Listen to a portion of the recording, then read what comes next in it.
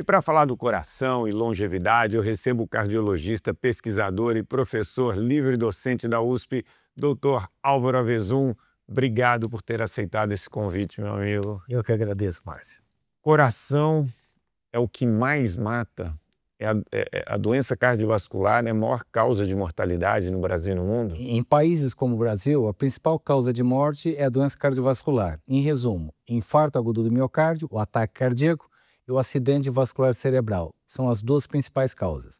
Se você olhar o mundo desenvolvido, câncer é a causa número 1 e a cardiovascular é a segunda.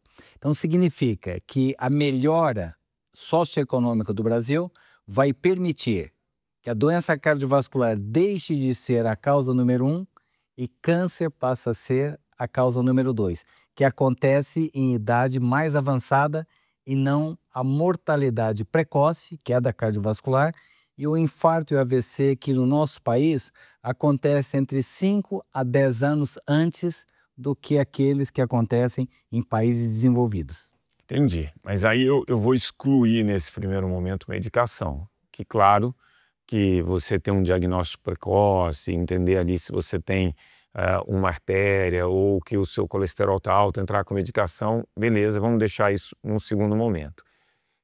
Quando a gente fala de estilo de vida, o que serve para diminuir risco para doença cardiovascular, provavelmente também serve para diminuir risco de câncer, ou não? Exatamente. São os fatores, Márcio, modificáveis. Então, se alguém perguntar, é possível prevenir doença cardiovascular? Não ter doença cardiovascular? Não ter infarto, não ter AVC, não ter dilatação do coração, que é insuficiência cardíaca? É possível prevenir e é possível postergar para que aconteça numa idade bem mais tarde. Exato. Conseguir um late check-out, né? Mudar, reagendar a data do inevitável. Então, os fatores modificáveis, o nome é perfeito, são fatores que você identifica no indivíduo e você modifica ao longo da vida. Por exemplo, cigarro é fator de risco tanto para infarto, como para AVC, como o principal fator de risco para câncer em geral. Tá. A alimentação saudável previne infarto, AVC e também está associada à redução de câncer. Obesidade, que tem a ver com atividade física, é preditor de risco de infarto, AVC e também de câncer. Atividade física, quanto mais atividade física aeróbica, menos infarto e AVC. E quanto maior o ganho muscular, mais impacto do que atividade aeróbica. Então hoje nós temos essa informação recente. Faça atividade aeróbica, reduz infarto, AVC e aumenta a longevidade. Mas ganho de força muscular por meio de atividade física, não estou falando de medicamentos, por meio de atividade física, você tem mais impacto que a própria atividade aeróbica. Tem que fazer os dois. A gente brinca que a atividade aeróbica aumenta a quantidade de anos e a atividade de força melhora a qualidade de vida nesses anos. É por aí? Aumenta anos, inclusive. Assim, a qualidade sim. Mas o que tem de novo é que força muscular impacta na quantidade de anos também como atividade aeróbica. Enfim, se nós olharmos, como você pontuou muito bem, doença cardiovascular e câncer, a pergunta é o que nós queremos para prolongarmos a nossa permanência aqui no planeta, chamado de longevidade, mas nós precisamos ter aumento de anos de vida, menos eventos como infarto, AVC e câncer, mas precisamos acrescentar também redução de demência, redução do declínio cognitivo. E os fatores associados com demência, boa parte deles, são os mesmos da doença cardiovascular e também do câncer. Você tem obesidade, você tem sedentarismo, tem o próprio tabagismo, você tem alimentação não saudável, depressão, tudo isso, falta de engajamento intelectual, tudo isso se associa com demência. Então, 60% do total de casos de demência é passível de prevenção atuando sobre 9 fatores de risco. Então, talvez o que precisa na sociedade é o foco, como você salientou muito bem. Nós não podemos medicalizar prevenção. Estilo de vida é fundamental para a prevenção e mesmo quando o indivíduo está usando medicamentos, ele deve dar continuidade ao estilo de vida saudável, que resumidamente é atividade física, alimentação saudável e não fumar. Você tocou em alguns pontos aqui em relação ao estilo de vida, tirando o cigarro, que diminuiu nos últimos anos, né? Perfeito. A gente nunca teve tanta informação que a atividade física é importante, nunca foi tão disseminado. A gente tem muita informação sobre como melhorar a alimentação, né? Oportunidade de consumir um alimento melhor, enfim, enriquecer a sua alimentação. A gente sabe a importância que o sono tem para diminuir eventos cardiovasculares, demência, uma série de coisas. Mas apesar de tanta informação e tanta ferramenta disponível, o estilo de vida das pessoas tem piorado. Por que isso? Não, existe um modelo que explica por que adoecemos. É o modelo da má adaptação na vida, na sociedade atual. Então, essa má adaptação, devido a toda essa circunstância da vida na atualidade, nós estamos mais sedentários. Se você olhar, é controle remoto, é escada rolante, o deslocamento por VI. Lá você consegue tudo, né? Consegue tudo, exato. Então existe isso. Alimentação, você tem alimentos talvez mais baratos e às vezes de valor calórico maior do indivíduo, fácil acesso. Então o estilo de vida conspira contra um estilo de vida saudável na sociedade atual. Mas o preço que nós estamos pagando é mais sedentarismo, mais obesidade, aumentou, inclusive em crianças e adolescentes. E se você tem sedentarismo e se você tem obesidade, você vai ter colesterol alterado, você vai ter diabetes e você vai ter hipertensão arterial. Então não precisa de nenhum cálculo sofisticado para você ver estilo de vida inapropriado. Os fatores de risco vão acontecer, é uma questão de tempo para termos a eclosão do infarto e do AVC. Então, o estilo de vida na sociedade atual, inclusive no Brasil, nós não temos diminuição de obesidade, não temos diminuição de hipertensão arterial. Hipertensão arterial, 48% da população adulta brasileira tem hipertensão arterial. É quase que jogar uma moeda para saber quem é hipertenso e quem não é. Se você pegar colesterol alterado, quase que 2/3 da sociedade, inclusive em crianças e adolescentes. Diabetes, em torno de 12% da sociedade. Você pontuou bem, o tabagismo, as medidas que foram implementadas, elas conseguiram, o Brasil realmente é um país exemplar nisso, reduziu-se muito as taxas de tabagismo. Tem espaço para reduzir mais ainda para ficarmos em um dígito. Hoje deve estar em torno de 10%, 12%. Mas a tua pergunta é por que que nós, mesmo sabendo do benefício do estilo de vida, nós não mudamos? Aqui tem duas possibilidades, Márcio. Primeiro, não vamos entender que toda a sociedade brasileira sabe que esses fatores estão associados com morrer precocemente, ter infarto, ter AVC, ter câncer e demência. Então, primeira coisa, a sociedade como um todo não tem esse conhecimento. Segundo, quem tem não implementou na prática clínica. Então, isso é um fenômeno praticamente universal, varia de país para país, mas implementar na prática clínica um estilo de vida saudável, você faz, eu faço atividade física, mas se eu te perguntar, se você me perguntar, quando foi exatamente que viramos a chave e a atividade física passou a ser incorporada no dia a dia, não falhando? É difícil você identificar qual foi Cada a chave vira num lugar. Vira num lugar. Mas se você tem a sociedade toda praticando atividade física, com uma alimentação saudável, naturalmente esse efeito em cascata, ele funciona.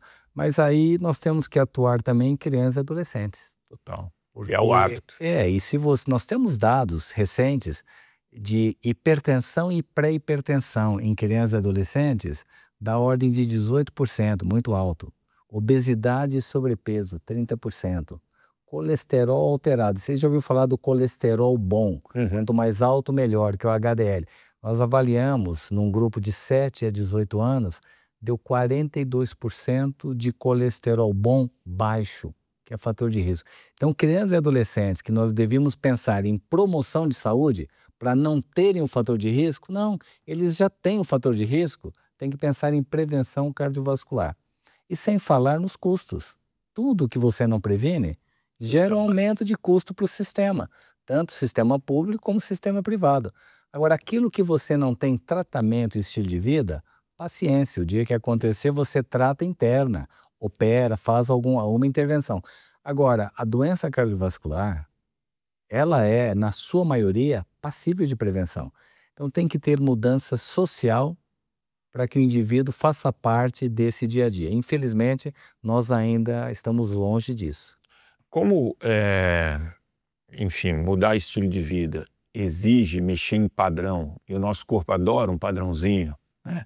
Então, se eu tenho um padrão confortável, tudo ali, e eu tenho que, começar a fazer atividade física, reduzir minha porção, isso dá um certo trabalho, pelo menos no início. Tomar um remédio parece ser mais fácil, né? E hoje você vem com uma classe de medicamentos que parece que atua ali como uma verdadeira salvação da lavoura. Eu vou tomar um remédio, eu vou diminuir muito minha ingestão calórica, eu vou perder peso, eu perdendo peso eu acabo muitas vezes diminuindo, melhorando o controle da minha glicemia, diminuindo o risco cardíaco. Como você vê essa terceirização da saúde? Então veja, aproximadamente 30 anos atrás, eu voltei do Canadá, depois de um período de 2 anos, e introduzi no Brasil medicina baseada em evidências, que é a medicina baseada em comprovação científica. Então, tudo que falamos de tratamento, o correto é quando há confirmação de benefício. Para tratar hipertensão, tratamento de infarto, insuficiência cardíaca, baseada em evidências. Uma das classes de medicamentos, né, são alguns medicamentos utilizados inicialmente como antidiabéticos para o tratamento do diabetes. E aí você tem no diabetes, o que você espera? Além de controlar a glicemia e o açúcar, que você tenha um impacto na sobrevida livre de eventos. Que o paciente diabético, por usar o medicamento, viva mais, tem menos infarto, menos AVC. Então, se você tem um paciente com obesidade e diabético, ou obesidade e fatores de risco, você usar determinados medicamentos que eles trarão perda de peso, mas eles trazem um benefício tangível de aumento na sobrevida, menos infarto e menos AVC. Então, perder peso no paciente obeso de alto risco é uma coisa perfeitamente indicada e correta e baseada em evidências, porque esse indivíduo está perdendo peso, mas tem benefício de viver mais e ter menos eventos. Isso é bom. Agora, o seu comentário, simplesmente perder peso sem ter uma confirmação de que há um benefício adicional de redução de risco cardiovascular. Simplesmente perder peso. Mesmo nesses estudos que eu comentei, que está comprovado que além de perder peso tem redução de eventos, foi sugerido e é sugerido para os pacientes terem estilo de vida saudável, continuarem com atividade física. Então, nesse ponto, Márcio, nós não podemos medicalizar obesidade. Ou seja, o estilo de vida saudável com alimentação e com atividade física, ele deve ser mantido. E havendo indicação baseada em evidências de benefício comprovado, acrescente o medicamento a esse estilo de vida saudável.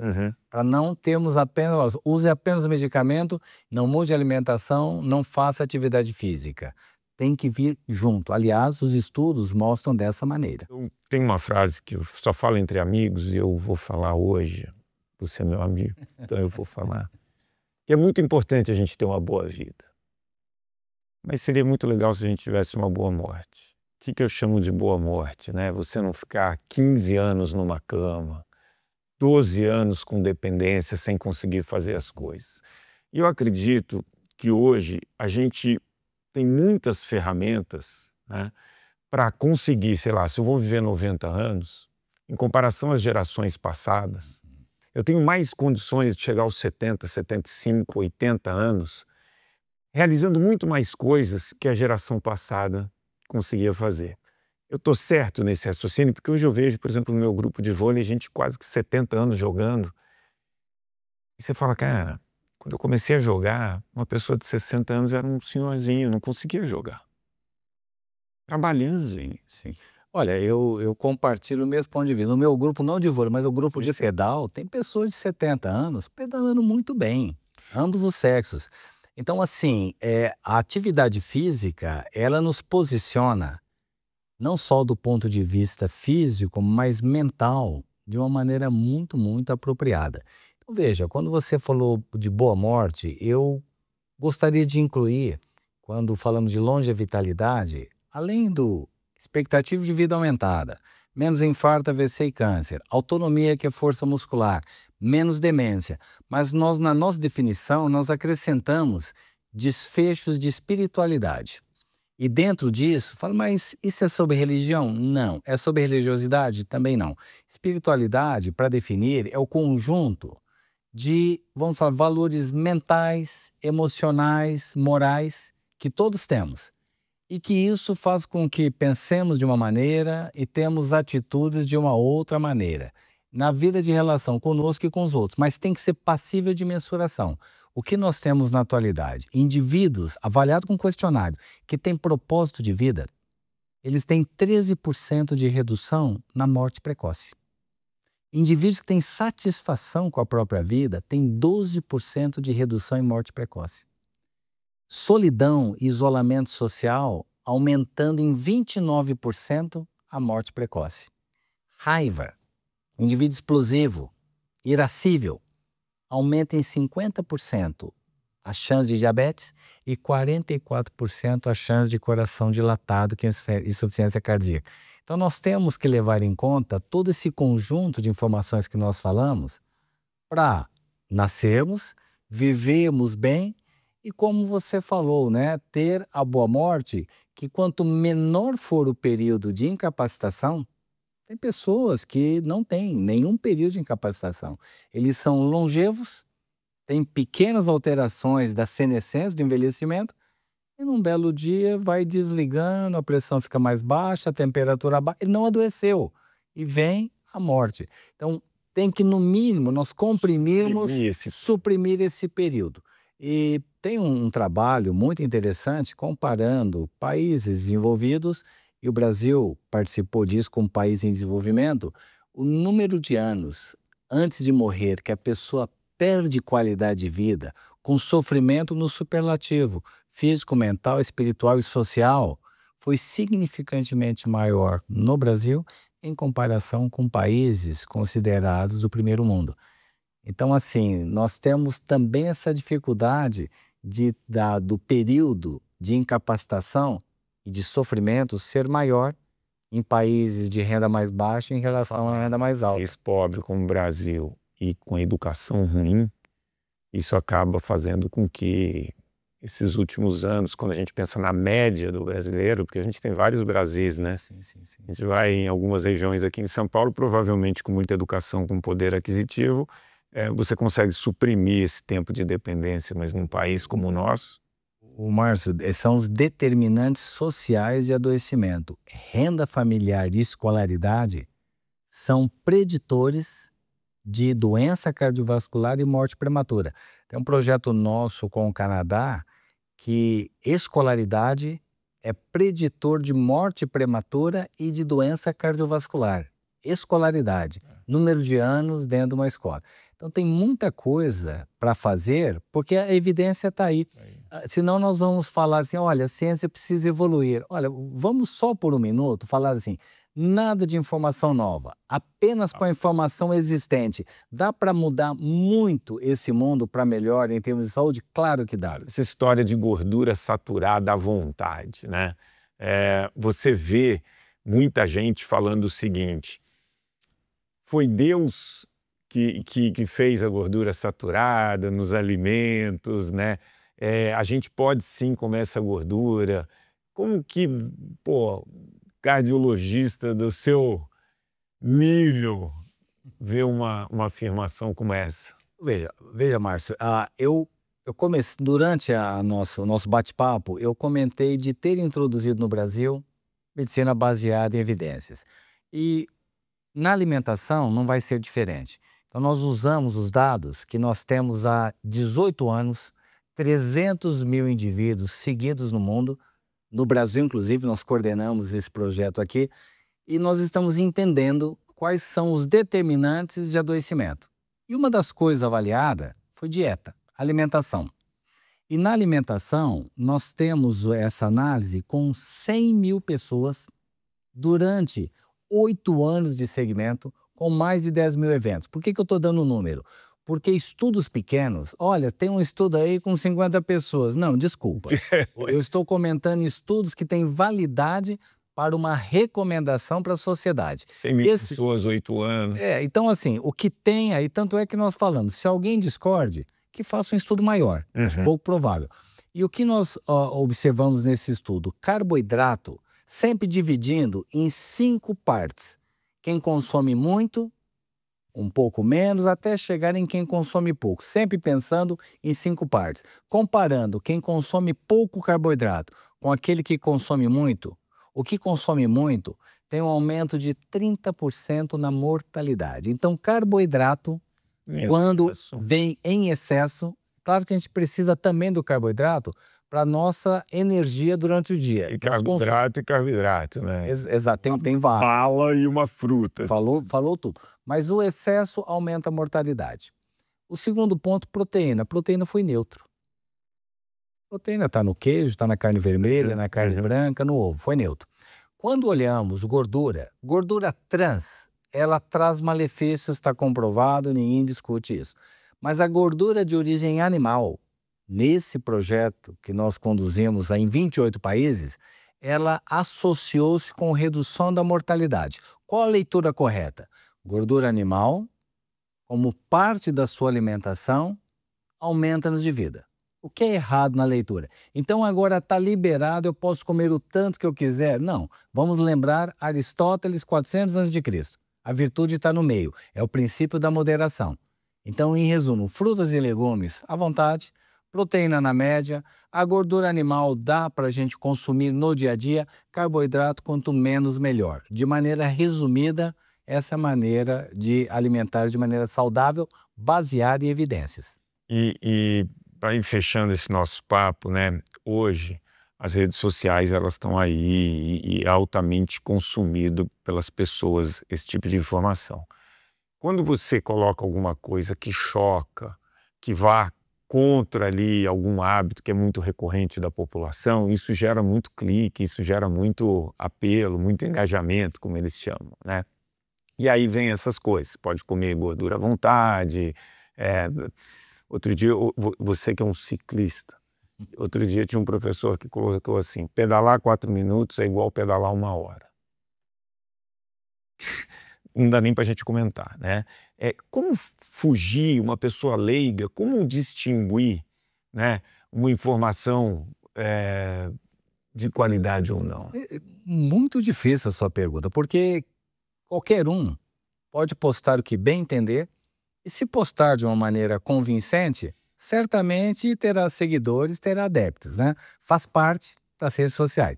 Há necessidade de um filtro para saber quem está falando. Essa pessoa, quem é essa pessoa? E ele está falando, tem referência? Baseado em quê? É isso que ele está falando, ele mostrou a referência. Porque simplesmente falar de maneira crível, de uma maneira lúdica que todo mundo acredita, não é difícil.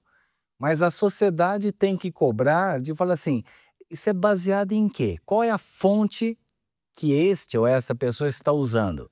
Então, sem a fonte baseada em evidência, não adianta falar baseado em evidência e não mostrar a fonte. Tem que mostrar a fonte. E aqui, Márcio, tudo que nós estamos falando não é só de ler, é de ter pesquisado e participado num grupo internacional para trazer essas informações. Então, eu acho que o grande problema é a informação inapropriada, modismos. Agora, a sociedade precisa checar as fontes e checar quem que é o vetor, né? Quem é que está falando sobre isso.